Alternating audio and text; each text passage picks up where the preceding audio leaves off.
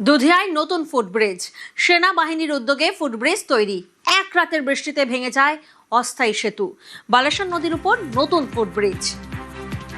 বিশ্বজিৎ প্রতিনিধি আমাদের সঙ্গে রয়েছেন। বিশ্বজিৎ, এক রাতের বৃষ্টিতেই আমরা দেখি এই অস্থায়ী সেতু ভেঙে যায়, আর সেনাবাহিনীর উদ্যোগেই তৈরি হয়ে গেল সেই ফুটব্রিজ। কতটা খুশি স্থানীয়রা? তো স্থানীয়দের মধ্যে খুশির জোয়ার কিন্তু ইতিমধ্যে দেখা গিয়েছে, কারণ দীর্ঘ 4 দিন ধরে এই দুধিয়া দিয়ে কোনো যাতায়াত ছিল না। কার্যত দুধিয়া শিলিগুড়ি মিরিকের মধ্যে যে যাতায়াত তা কিন্তু কার্যত বন্ধ হয়ে গিয়েছিল, কারণ এক রাতের বৃষ্টি, শনিবার রাতে অঝোরে বৃষ্টি, এবং সেই বৃষ্টিতে কিন্তু হিউম পাইপের অস্থায়ী সেতুটা ভেঙে যায়। এবং তারপরে সেনাবাহিনী গতকাল স্টিলের সেতু তা কিন্তু নির্মাণ করে, যার জেরে আজ সকাল থেকে কিন্তু প্রায় যানবাহন বাদ দিয়ে হাঁটা পথেই চলাচল শুরু হয়েছে। ফলে যানবাহন এবং পর্যটকদের যাতায়াতের ক্ষেত্রে আগামী 15 দিনের মধ্যেই ফের একটি বেইলি সেতু করা হচ্ছে, যা অস্থায়ী হিম সেতুর পাশেই থাকবে। মূলত এ নিয়ে উচ্ছ্বাস দেখা গিয়েছে বাসিন্দাদের মধ্যে, কারণ কার্যত ঘুরপথে মিরিক যাতায়াত করতে হতো স্থানীয় বাসিন্দাদের, আর সেক্ষেত্রে এই ফুটব্রিজ হওয়ায় হাঁটা পথে ইতিমধ্যে মিরিকের সঙ্গে যাতায়াত শুরু হয়েছে, যা নিয়ে কার্যত কিন্তু উচ্ছ্বাস বাড়ছে এই দুধিয়াবাসীদের মধ্যে।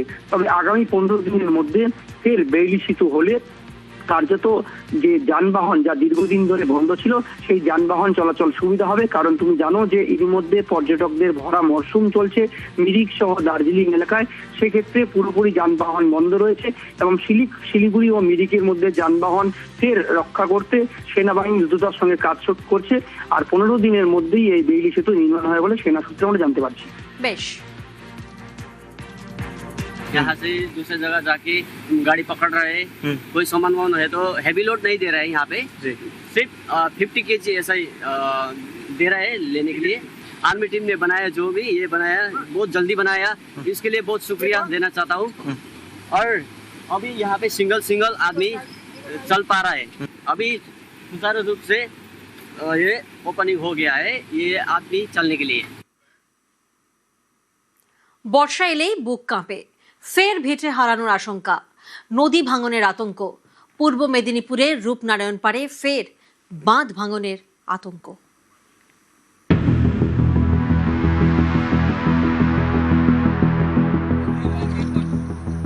বছরের অন্য সময় শান্ত, বর্ষা এলেই ভয়ঙ্কর। দোরগোড়ায় বর্ষা, এখন থেকে সিঁদুরে মেঘ দেখছে রূপনারায়ণ পাড়ের বাসিন্দারা।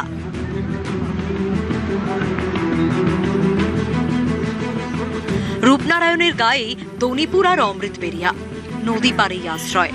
বর্ষায় ফি বছরই রূপনারায়ণের পাড় ভাঙে, নদীর জলে ভাসে আশেপাশের 5 গা।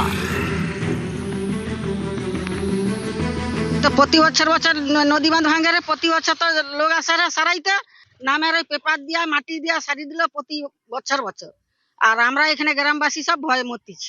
নদী বাঁধের অবস্থা খুব বিপজ্জনক, খুব খারাপ অবস্থা। এই আর পরের কোটাল থেকেই শুরু হলো এই ভাঙা, আর রেহাই নেই। এবারে সব ভেঙে সব শেষ হয়ে যাবে, জল ঢোকা শুরু হতে চলছে। বৃষ্টি হলেই রূপনারায়ণ পাড়ে ভাঙন আতঙ্ক, বাঁধ ভেঙে নদীর জল গ্রামে।